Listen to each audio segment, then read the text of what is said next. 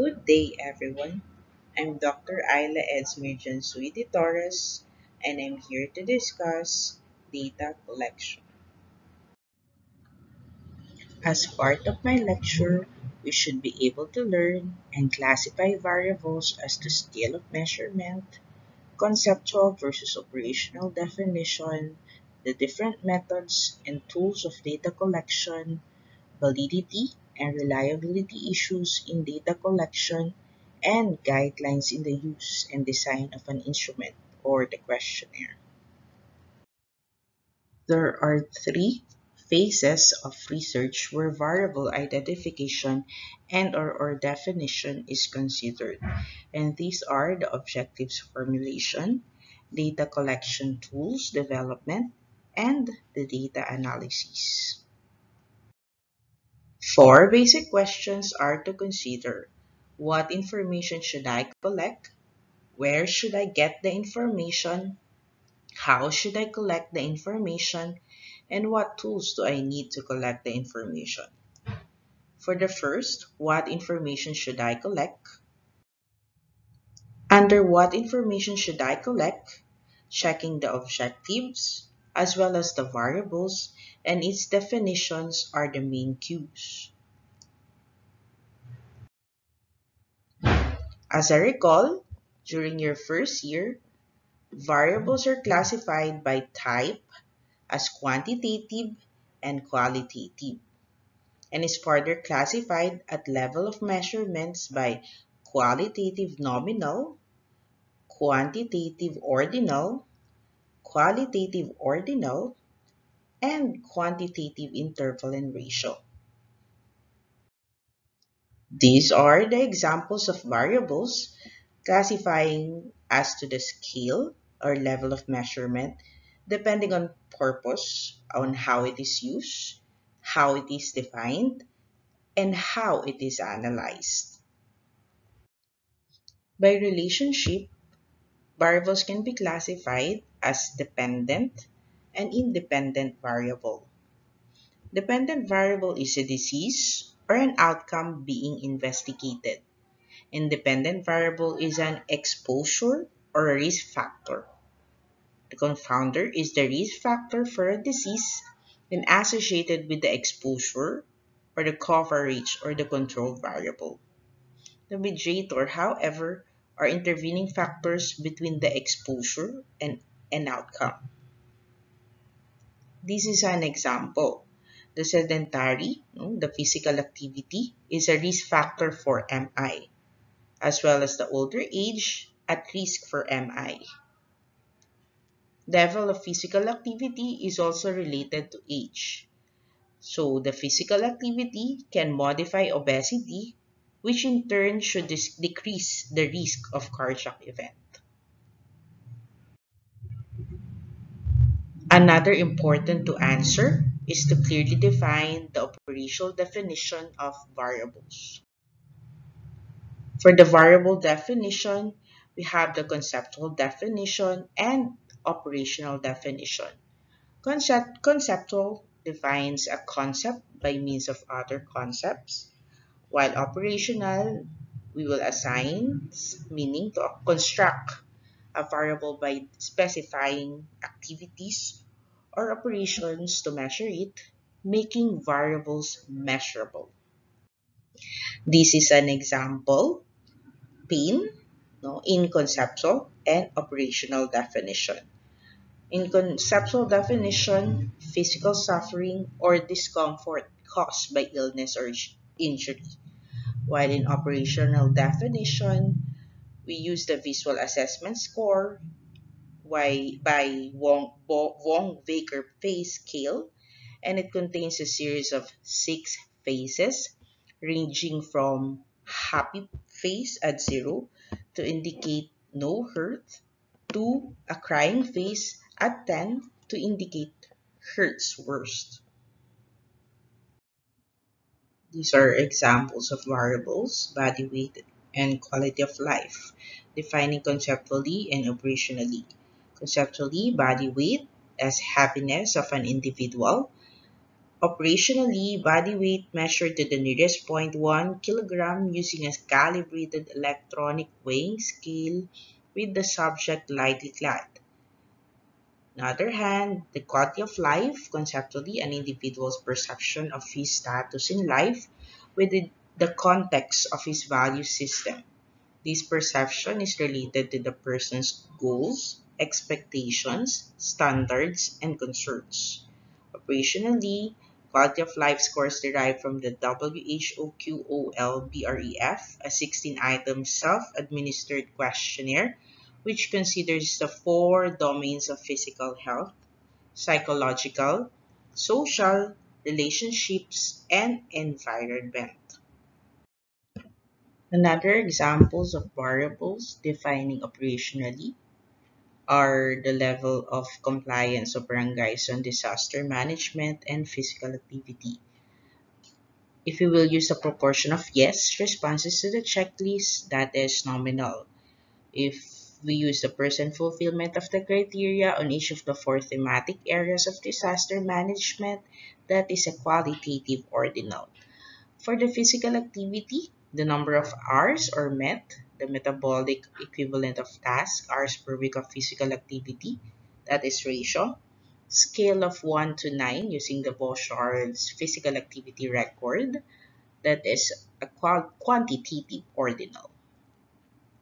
The second basic question is, where should I get the information? Categories of data according to sources. We have the primary and the secondary. Primary obtained firsthand by the investigator for purposes of his or her study. Secondary, already existing and obtained by other people for purposes not necessarily those of the investigators. For the primary data, the advantages are permits collection of in-depth information, allows control on how to collect pertinent data. Comparing with the secondary data, we have no control over how it was collected, and the definition of variables may be different from your study's definition. The secondary data advantage, it saves time, money, and energy. Compared with the primary data, it's time consuming and usually expensive. The sources of disease information are death certificates, disease registries, office records, and pathology department logbooks. On the other hand, the sources of exposure data are study subjects, surrogate persons, and medical records.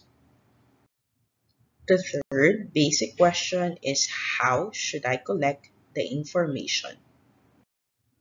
Four basic methods of data collection are observation, interview, questionnaire, and records review.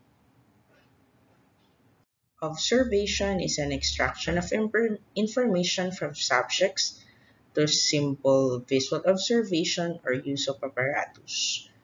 We can do it by observation of behavioral practices, which may lead to potential for bias because it needs training and it can be expensive. The physical examination and performing laboratory tests, screening procedures.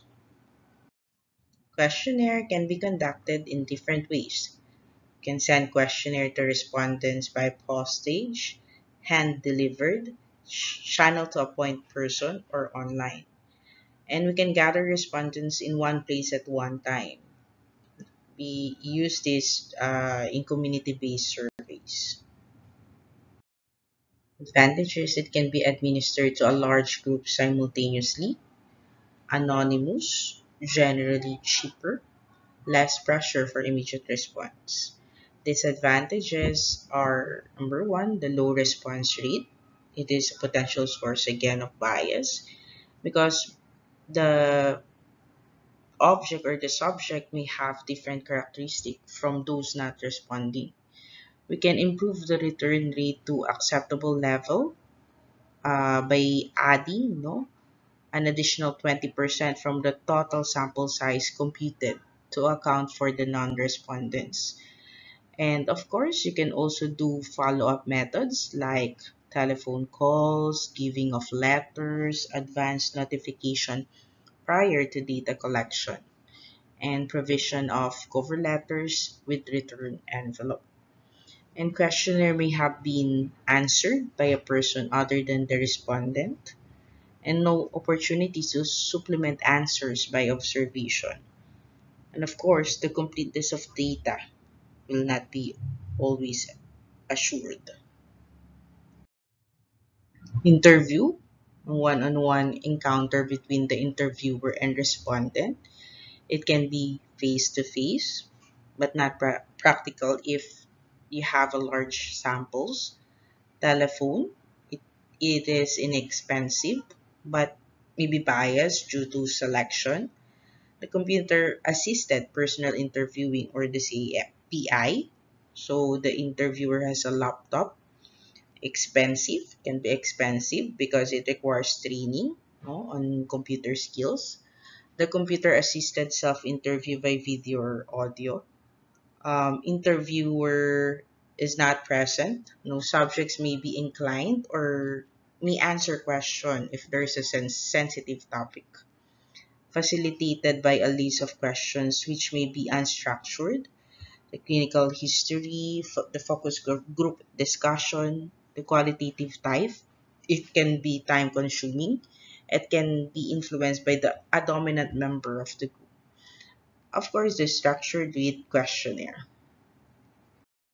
So the advantages, no, it can be used with almost all sector of population, yield better number of respondents, greater flexibility, can make observations during interview, and permits clarification of questions or responses. The disadvantages, it can be more expensive, can reach a greater number of people, can't reach a greater number of people, possibility that responses can be influenced by the attitude of the interviewer, is labor intensive, and time consuming.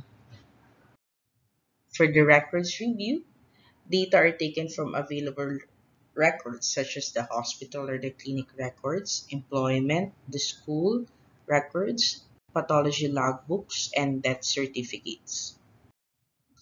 Advantages are economical, can establish trends over periods of time, may be used as baseline or pretest data.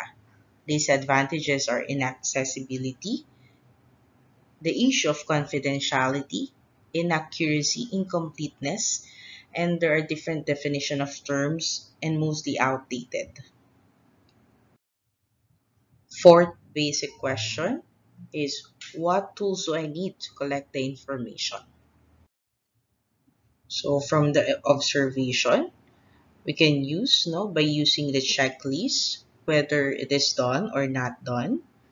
So this is an example of an accreditation tool of Philippine Academy of Family Physician for accreditation of residency training program. So there's a checklist if it is done or with or without, yes or no, and putting a remarks on it. So for the questionnaire, so the example, so this is an example of a patient satisfaction survey for physical therapy services.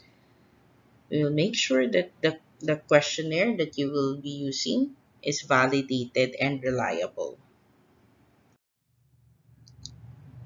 For the interview schedule, no, to record responses from the interviewee during the personal contact. Example of this is the interview schedule of a household interview. So this is an example. Next is the guide questions for qualitative research. So we can use data collection by NGT, and also, no, the healthcare workers' experiences during the COVID pandemic. So this is an example. Next, no, the record review is an abstraction form from dengue hemorrhagic fever. This is an example. So let us consider, no, in choosing method. So we have the practical consideration due to the limitation of time, the type of subjects. We can use individuals or the community charts, the objectives of the study. So usually the most common question that you use is the knowledge, attitude, perception. The quality of data, most important. No? We talk about the timeliness, completeness, accuracy, precision, relevance, and adequacy. For the timeliness, no, observation over records review. Completeness, we do the interview. The relevance, justified inclusion in relation to the study object. And adequacy is also related to completeness. Accuracy shows how close the measurements and observation to the true value.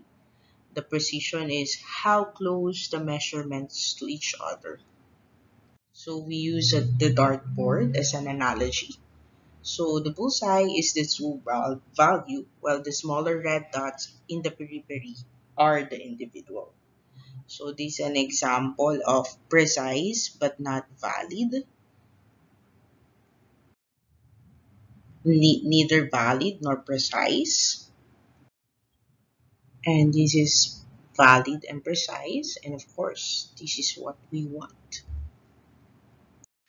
So again, precision is about repeatability or reliability. So it refers to the percentage of agreement or consistency between multiple observations, measurements, tests, or responses in regard to the same units of observation. This is how close the measurements to each other. Remember the dartboard.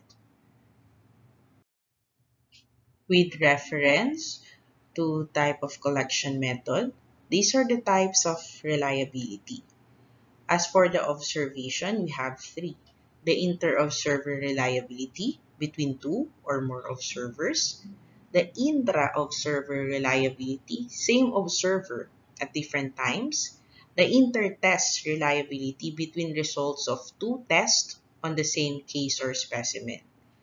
For the interview, we have the repeat reliability, same responses or repeated responses to the same question on two different interviews.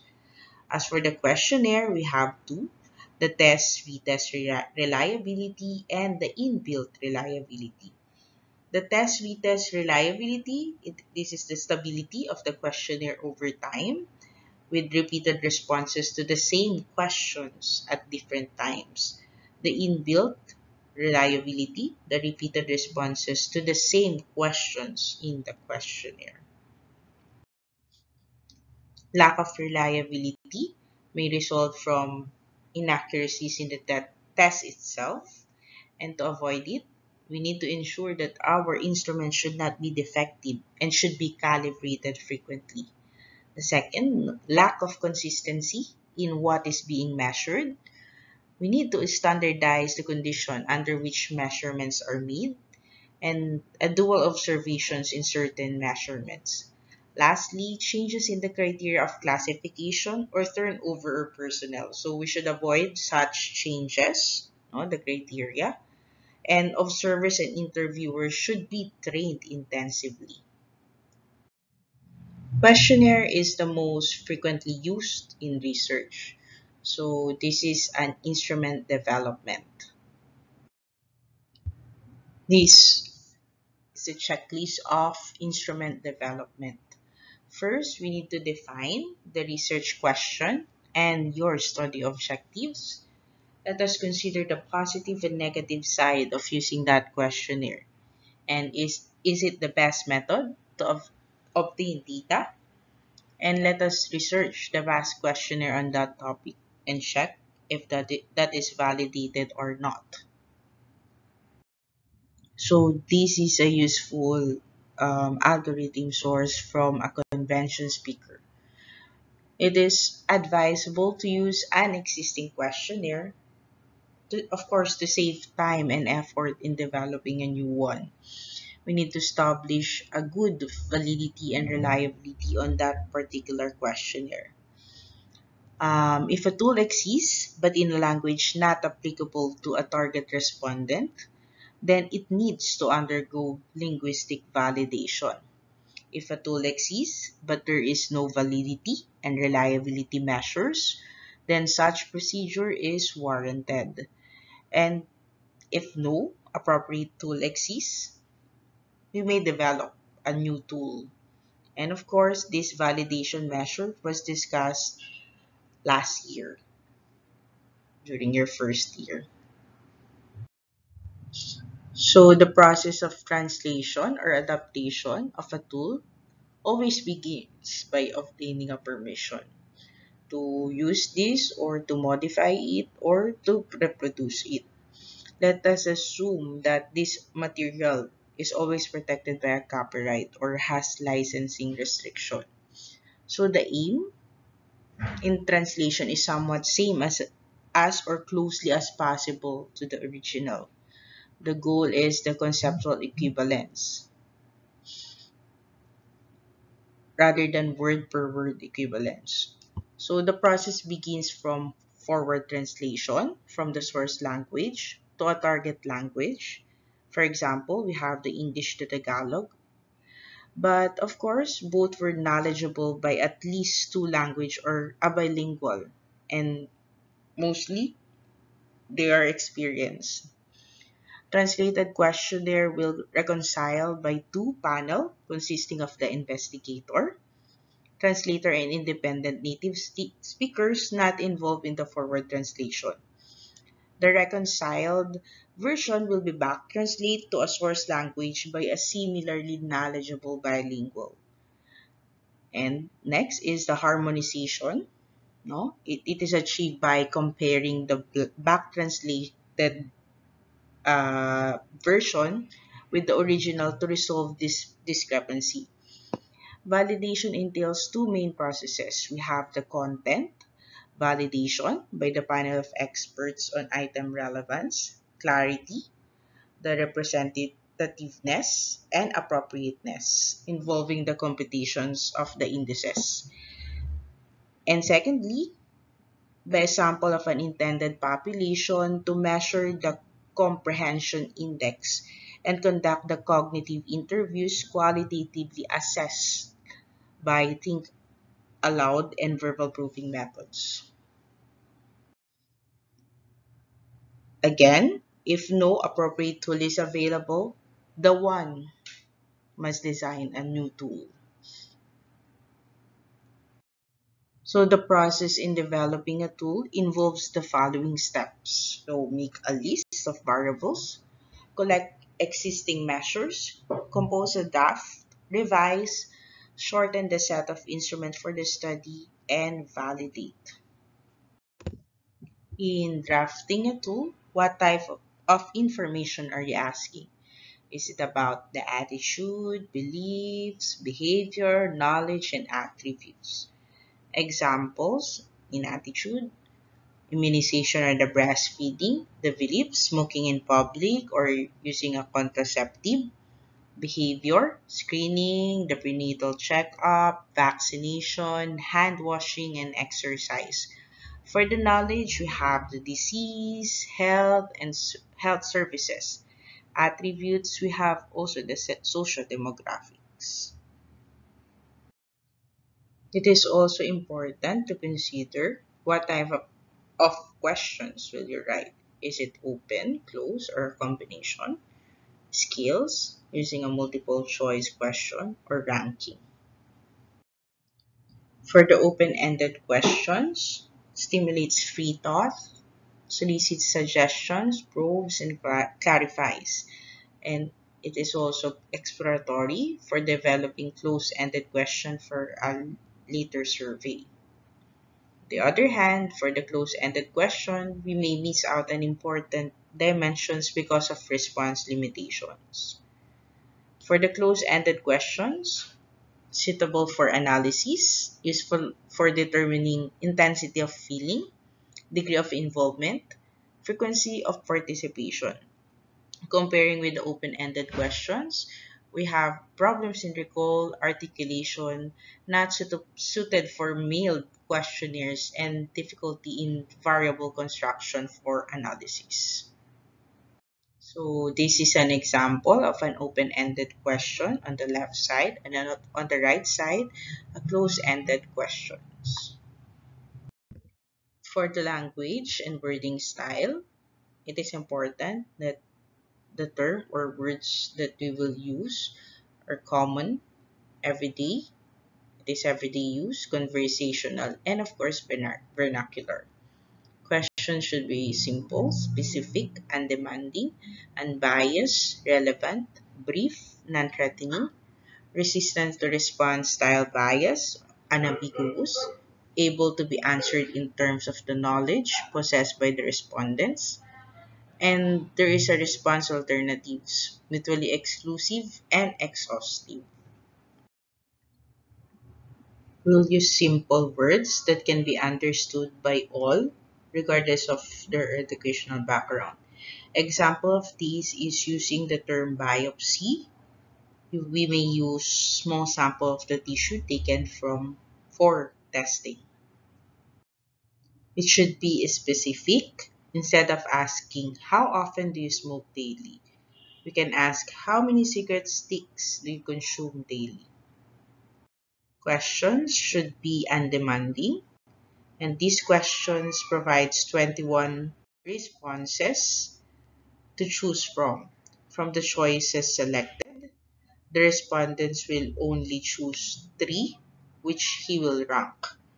And beyond three choices, many people may have difficulty. Either they will omit a number or write two in each rank. Suggestion is to shift the questions into yes or no variable and count the proportion each variable is selected. Questions should be unbiased. Do not include the question during the last month. How often did you drink too much alcohol? Revise it to during the last month. How often did you drink more than a few drinks in one day? Relevant pertains to the use of skip patterns for inapplicable questions. So the sample in this slide is acceptable since it has skip patterns and arrows provided. Resistant to response style bias, no bias or tendency exhibited by some individuals to respond affirmatively or agree to a question or statement regardless of its content or accuracy.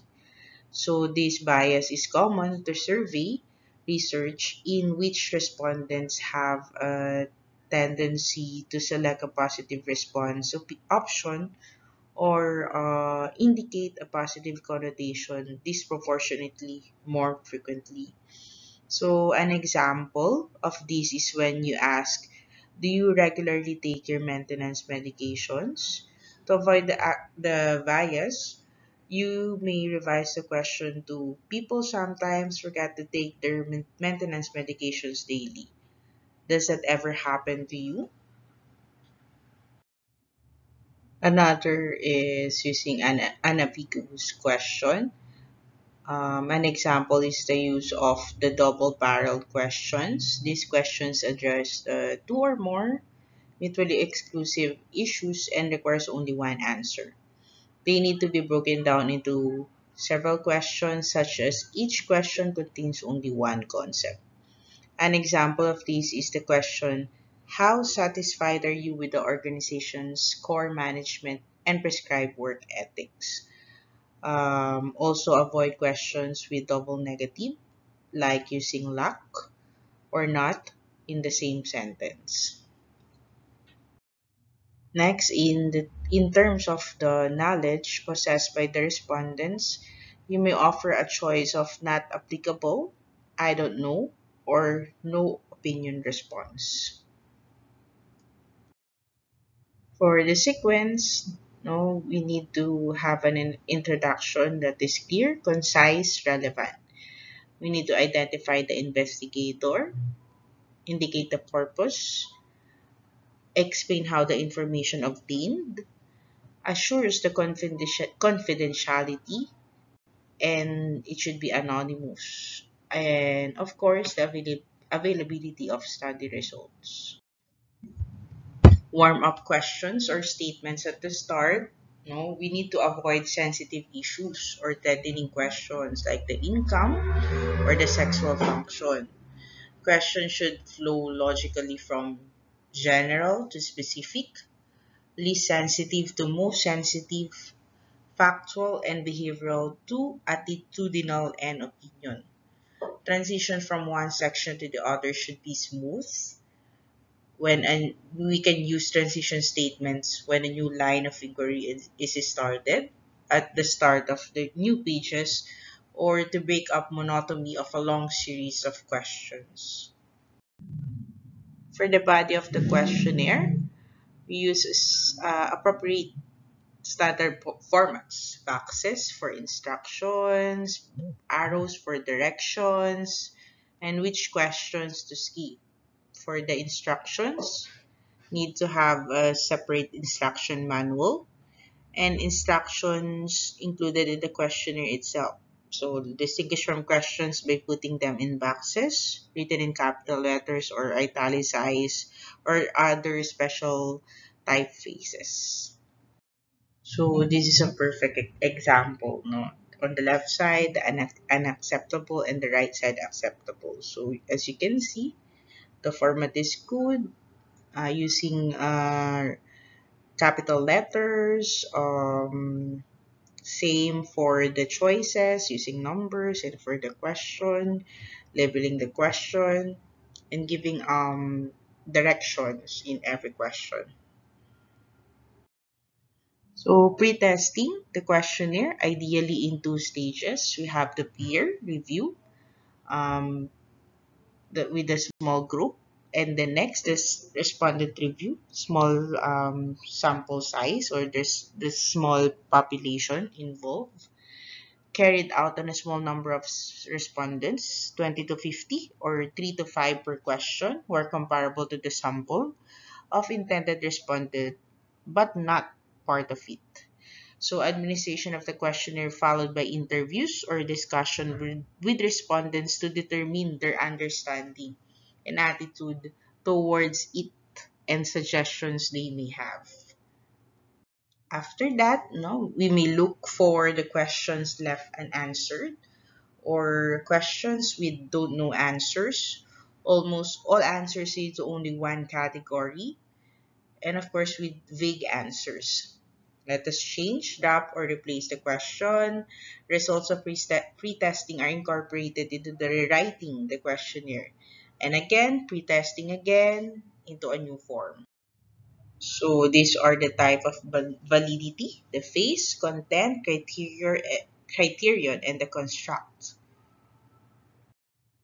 And the type of reliability, the test, retest, alternate form, internal consistency with its description and appropriate test. In summary, we describe in substantial detail all data collection methods, the interview or questionnaire, physical examination, laboratory methods, and provide a copy of the tools used. So let me finish my lecture with this quote by Jim Bergerson. Data will talk to you if you're willing to listen. Data can uncover hidden trends, patterns, and opportunities when we pay attention and analyze. So these are my references. Thank you for listening.